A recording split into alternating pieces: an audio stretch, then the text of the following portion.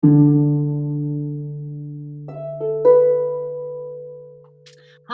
my name's Charlotte Gallagher. I had a show in this year's Galway Theatre Festival called Shakespeare's Irishman. I'm an actor. I also make shows, have made two other one-woman shows, but this was a show in conjunction with another theatre company called Shake-scene Shakespeare. I'm delighted to be here with you, Sorcha, and yeah, looking forward to a chat about art and theatre and the Galway Theatre Festival, which is a wonderful institution, and we're looking forward to next year as well. Great, thanks very much, Charlotte. I'm really glad you could join us, and I'm glad that you are the first of our programmed artists that we are profiling over the coming weeks. I think we're going to have a great chat, and we're going to be sharing a few bits and pieces from past work of yours on our socials. Yeah. You mentioned you did a piece in the festival last year, which I remember very fondly. We had great fun splitting your show between the Town Hall studio and then doing a night in Charlie Brown's, which was such a brilliant location for it. And it's great. It's always fun to have some theatre popping up in places that people don't expect it, which is one of the things that GTF likes doing. Obviously, we're very sad not to be having you, or not to have had the festival and be able to show your piece. But this is as close as we can get, and I'm sure it's good enough for the moment. Tell me a little bit about the piece Shakespeare's Irishman, and also the other theatre company that you've been working with. So Shakespeare's Irishman it's all up for grabs, but in the whole of Shakespeare's canon there is one definite character called Macmorrish in Henry V.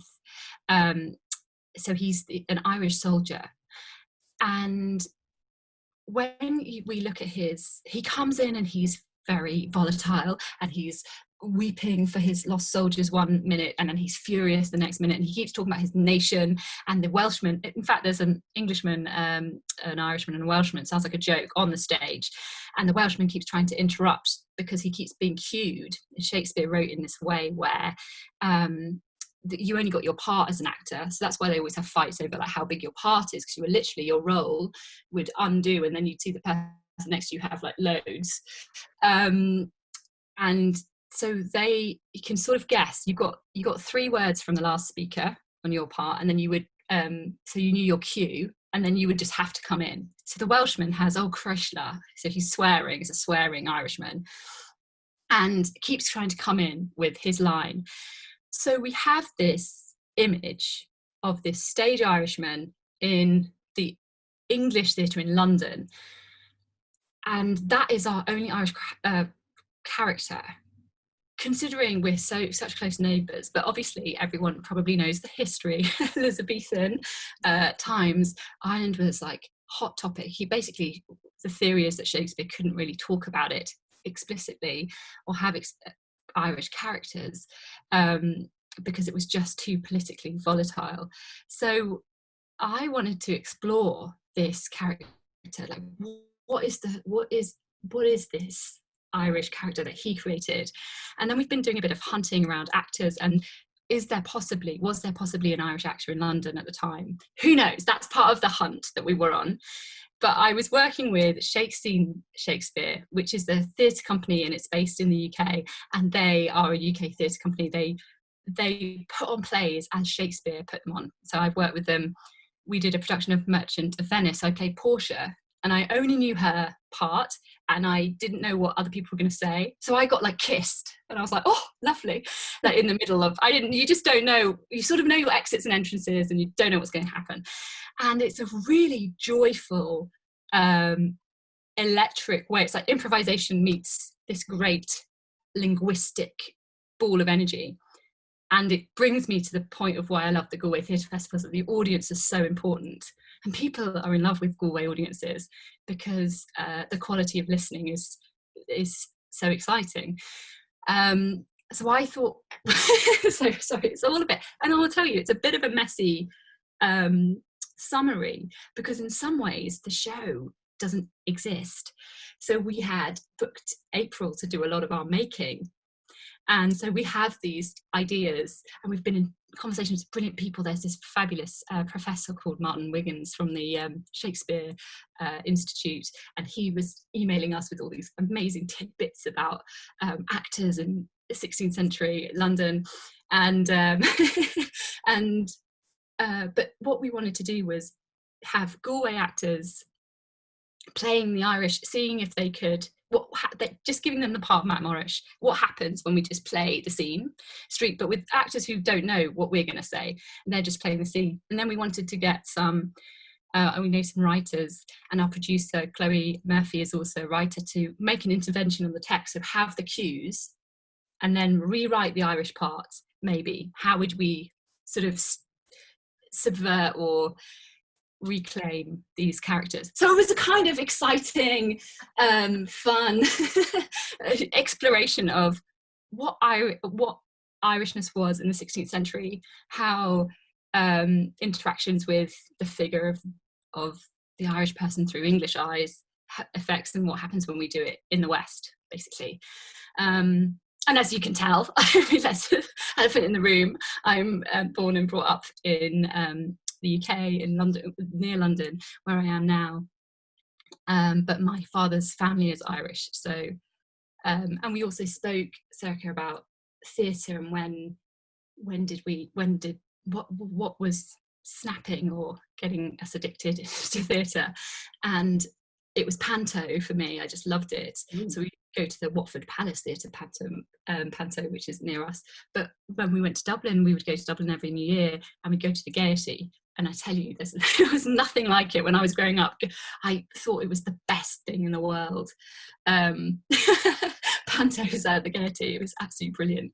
So panto was your entry then into theatre. That's what really grabbed you. Yeah. And you can really still tell from my acting style. I wish I could sing and dance and be the back end of a donkey. What happened after panto? Like, how did you, I know you studied at NUIG, you did the masters, I think the same one that I did. But what happened before that? Like, I always find people's paths really interesting, because nobody's path takes the same direction. You know, if you're going to be a doctor or a lawyer or a medical professional or an accountant, there's usually a route. You know, most people, they might take diverging ways to get to the route, but once you're on the route, it's the same kind of structure for everybody.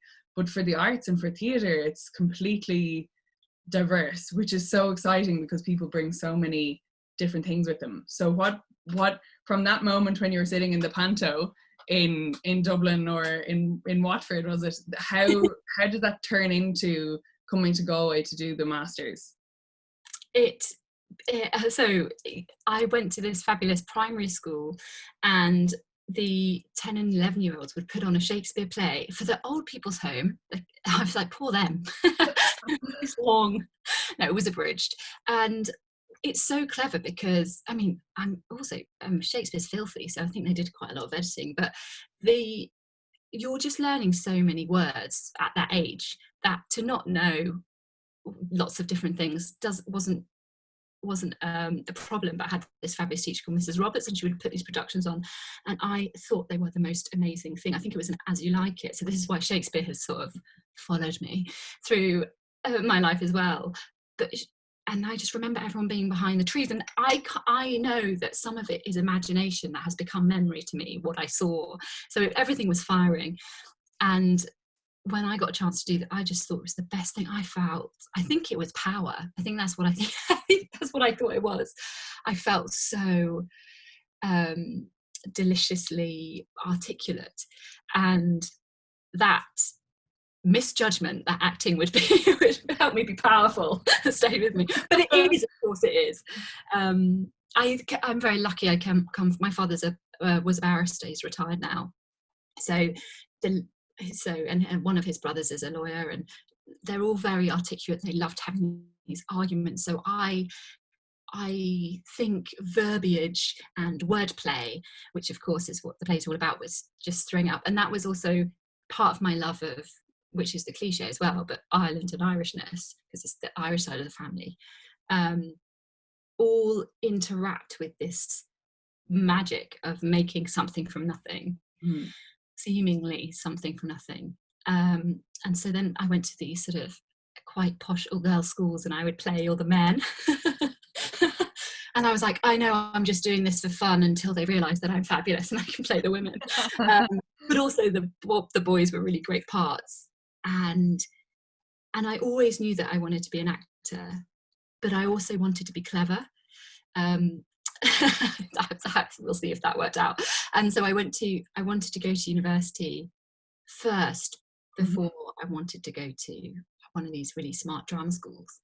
And then, as it happened, I graduated university, and I had a job in publishing and literary, with a literary agency, and I went to a night school called the Poor School, which is a brilliant, fun. Now it's become something called the School. It's a peripatetic drama school in London, but it was like a feeder freestanders. So it was like, I was like, oh, hello, with all these brilliant, like, all right, characters, and they were just amazing.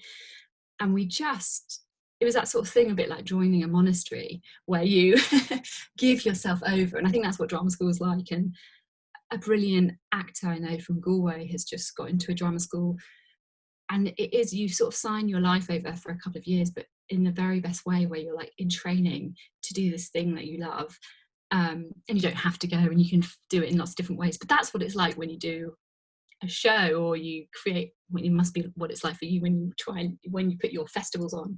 You actually sort of have to spend your life for a bit, or that it becomes your life, and that's part of the pleasure and part of the madness.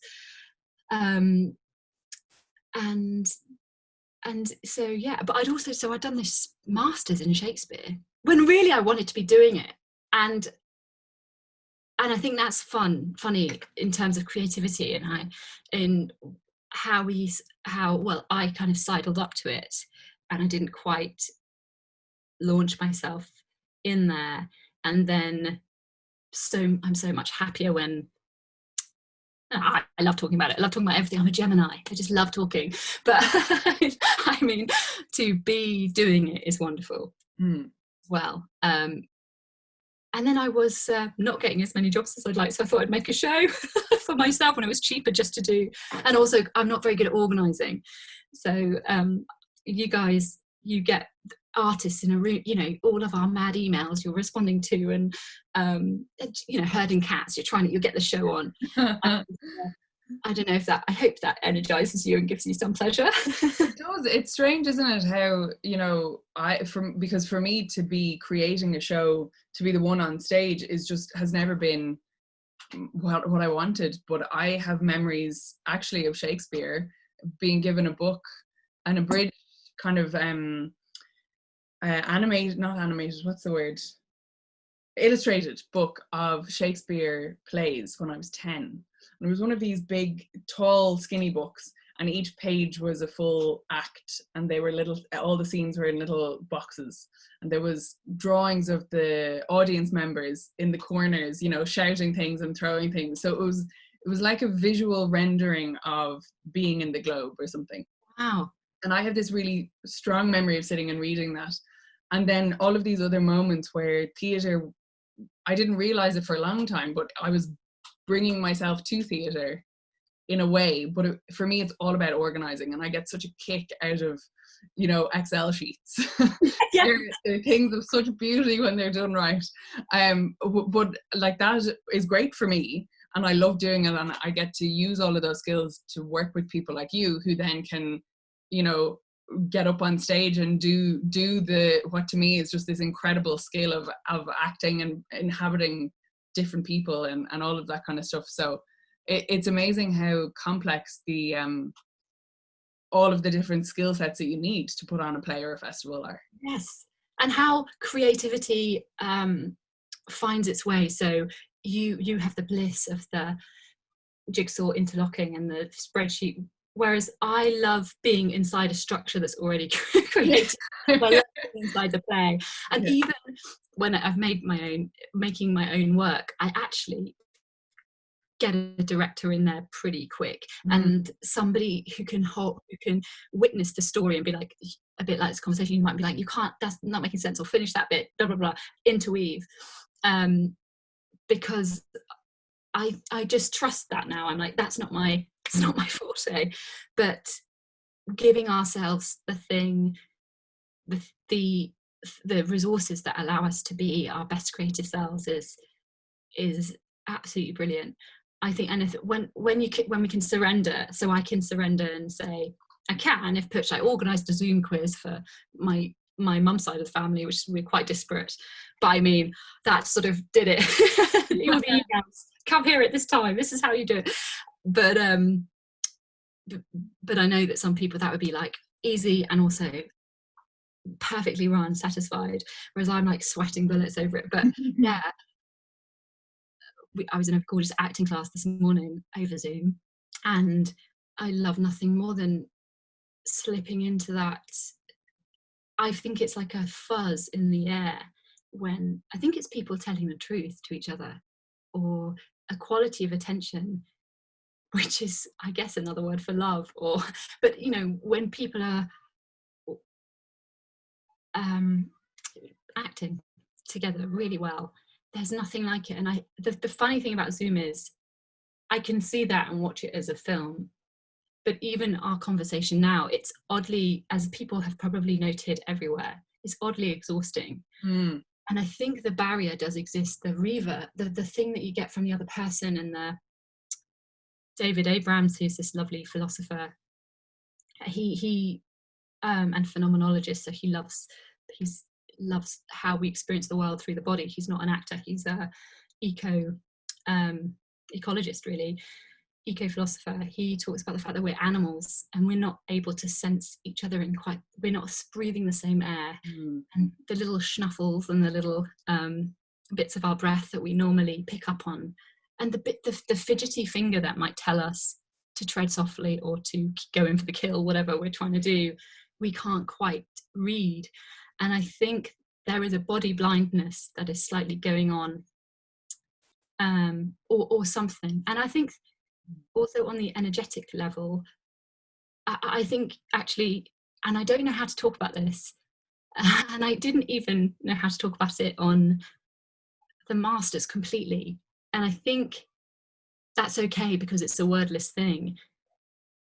The thing about going to a live gig, or like maybe watching music, and and we know the vibe, the energetic feeling of being there, the thing in the theatre where you hear a pin drop because somebody says something, or you suddenly see that this play about Dutch pottery is speaking to this moment right now, or whatever it is, and the collapse of time, or that magic is, I think we are bereft of that, just as we're bereft of hugs. I think I don't know if you've ever read Brene Brown. Have you come across her work? Yeah, I love her work. So, I can't remember which book it is because I have many. I'm a huge fan. But she talks about the importance of a shared emotional moment, and that you experience it in a football game in a stadium the same way you do at a funeral. That there's a connection, there's a connectedness. It's like it's almost like being on a wavelength, that we're all expressing and feeling and being in one very temporal moment. And I think that's one of the things about theatre and live performance of any kind, is that it exists solely in that moment and that space and that time, and the people you're around, and all how you got there, and all of those kind of things impact how you experience the liveness and the performance and everything. So even if you were to go to the same place 6 or 7 times in a week, it's always different, because the first time you went, you've never seen it before, but the second time and the third time, you're bringing the previous experiences with you, and maybe you got rained on your way in, and it's all totally different. And so that's something that I think we are, as you said, we're bereft, we're missing that. Well, for me, it reminds me that I'm alive, Yeah. And I know everybody comes to art and theatre in particular in very different ways and for different reasons, but there is something about the liveness that is really, it's just electrifying, and it is very hard to speak, which I think is often why it's very hard to explain theatre to people who have not experienced it before, because it's more than it's so very much about the storytelling and about the skill and the talent and all the different ways that people have trained and researched and all of that kind of work. And it's about the entertainment and the sheer fun of it. Yeah. But it's also about something else that is very intangible and very hard to pin down. And one of the best gifts I got from NUIG was, we had this course called, I actually don't know what it's called. I think it's called Theatre and Philosophy, or the Philosophy of Theatre or something. But I suddenly was like, what is theatre? And there's this beautiful poet and playwright called Glyn Maxwell, and he described it. He's like, I'm going to say it wrong, but he said something like, it's the light in the woods. And I think that there's something about that. But also, in this course from NUIG, this theatre as a metaphor is used so often in philosophy, helping us think about thought. Like, what are we doing when we're thinking? This idea of being able to be a bit separate, a bit distant, and then look at the thing. This is going to get a bit ropey, but that this impulse itself to look at ourselves, to be able to see ourselves, and to recognize ourselves is such a part of being human.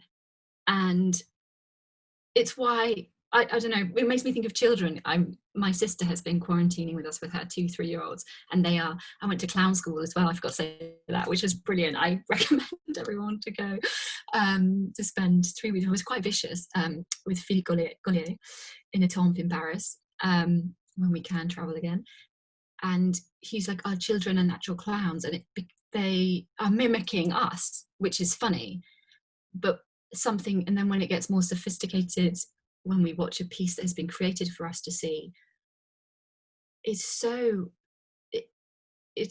kind of mind-blowing, because it collapses the binaries that we live with often. And it's like, it is about consciousness, about being able to see the self. It gets very mystical for me quite quickly, but it has to be, but then alternatively it has to be grounded. Otherwise you're like, what are these people wafting off? We want it to be real. We want, I just been reading A View from the Bridge by Arthur Miller. We've been doing scenes from that in this acting class. And that play, he's so brilliant as a writer. But you see Eddie sitting there, maybe with a gut, because there's stage directions where he pulls the belt up over his trousers again to get up. And he's such a, you could write him off as a pervy uncle, but you cannot. You have missed the play if you do that. It shows us our messed up humanness. And I think, oh God, I'm crying. The generosity of vision and the courage to show us in our ugliness and our beauty and our confusion is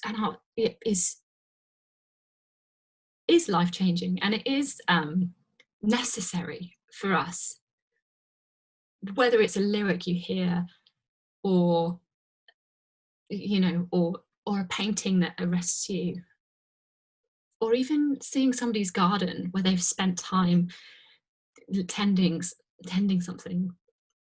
It's yeah. This is where I go when I try and talk about theatre and art. I'm really struck by the passion that you speak about theatre, and you're obviously incredibly well read, and you've really, like, you carry with you a lot of emotion and a lot of enthusiasm when you speak about theatre. What is the thing that kind of inspires you or motivates you to keep going? Because it's not easy, and obviously it's been very difficult these past few months, but even beyond, like last year and the year before, art is, trying to make a life out of art can be very difficult.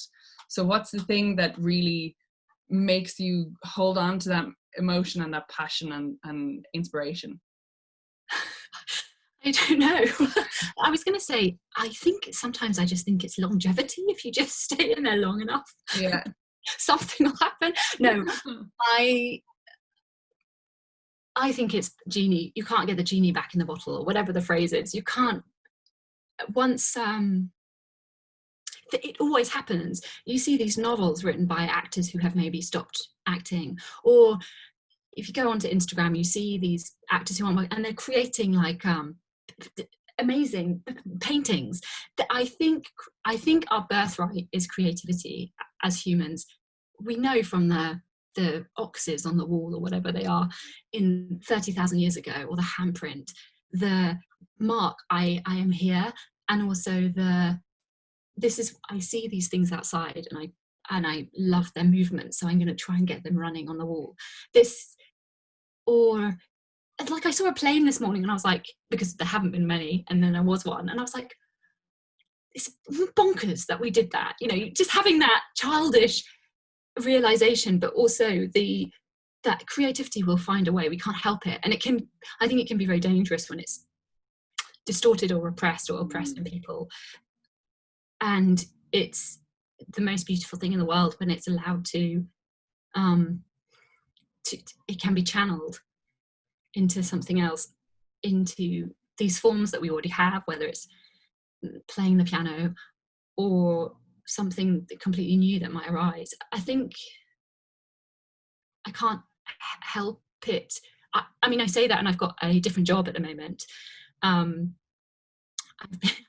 like a librarian in a secondary school, which is so I have to be quiet quite a lot. We haven't been obviously in, so which has been a huge education for me. I am from this very literate family. It's very verbal, can easily read. Books are prized, and it's a conversation topic, and it's part of being a person. And the easy, I remember Mrs. Webster's class being hard. She would always, every Monday, we'd had to write what we did at the weekend, and that would always felt like it took ages, and I would just pretend to lose my hair bubble so I could go and find it. But that is a primary school thing for me, whereas now I'm in the secondary school, and for some people that ease and fluidity hasn't come, and we're in such a literate world. And so I think lots of things have come up around equality and access and welcome and sharing the feast. I am so lucky in the education I've had and the books I can pick up and read, and I think, and I say I'm not a true librarian. I think I'm trying to be the best I can, but I think really true librarians are such a gift to the world, because they can slyly drop a book by somebody who might not have looked at a book before, and then they might get intrigued and then be hooked. I think being able to sort of prescribe like a doctor would, the right material for the right person is a real skill and treasure. But I think I've been awakened to the power of creativity and I want to let it out. And I think I do see that as quite a spiritual, joyful thing. And why not? And that's a really lovely sentiment, that idea of being awakened to the power of it, and to be awake and alive to the necessity for working to give more people access, because it is something that people feel isn't for them for so many reasons, whether it's financial access or geographical, in some cases in rural parts of Ireland, or whatever it happens to be. There's so many reasons that people believe that art isn't for them, or that it's for others. And really it's the most fundamental, as you said, human need to share who we are and what we see.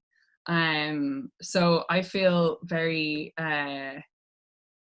almost jealous of those secondary school students who have you as their librarian for the moment, with all of your enthusiasm and your joy for creativity. You may not have picked up the skill of dropping the right book into their hands, but I'm sure you will be inspiring them nonetheless, with your kind of your joy, and the enthusiasm you have for art is quite infectious. I hope so. And I think also I think it's that funny thing of childhood.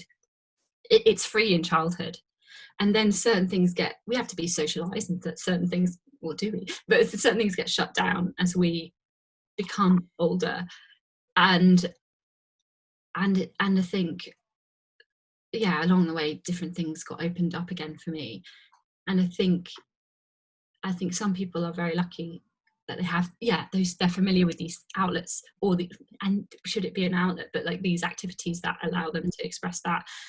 Yeah, and I coming from this I grew up very near London, so the West End was accessible. I went to school trips, we would go to the theatre because we could. Moving to Galway for a year was the sort of least access to theatres I've ever had, as it were. But I got to see everything. Well, sometimes I couldn't get into the Micklally, which was also great because that it's an event. It's this thing that's happening, and what is coming to the town, and then or the city, and then it spreads through the city, and it has the relationship with the event or the show takes on its own beautiful life, whereas things can get lost in other places. But it was an extraordinary education for me. I sort of needed to break the spell of London. I love her, but also like my sort of London snobberiness, which I had I was like, I can't leave because art doesn't happen in other places.